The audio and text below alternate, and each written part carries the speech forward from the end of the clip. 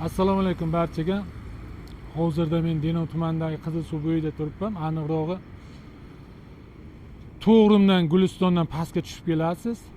Svetofordan chap tarafga qarab ketsangiz agar Saylgohga borasiz. O'ng tarafga Ulyanovga borasiz. Ulyanov ko'prigiga borasiz. Bu yerga turishimning sababi svetofor ishlamayotgan ekan. Buni odamlar o'zimni shaxsiyimga yozdi. Haqiqatan ham kelib tekshirib ishlamayapti. Deyapti har 2-3 kunda yo'l transport hodisasi sodir bo'ladi. Hozir qarayapman. Gulistondan tushguncha birdan burilaman deydi. Mana qarang, birdan burilib ketyapti. O'ng tomondan Ulyanovdan keladigan mashin tikka chiqib kelayotgan payt mana shu yerdan yo uriladi, pastdan tushib ketgan, tepadan pastga tushib kelgan mashinga yoki mol bozordan keladigan mashin kelib urilishi mumkin-da. Mana shunday yo'l transport hodisalarini oldini olish maqsadiga bu joyni tartibga olishimiz kerak-da.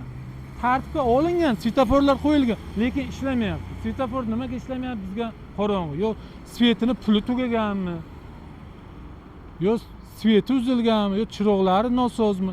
Shunga bir aniqlik kiritib, tez fursatda tuzatasizlar degan umiddaman. E'tibor qaratganlar uchun barchaga rahmat, sog' bo'linglar.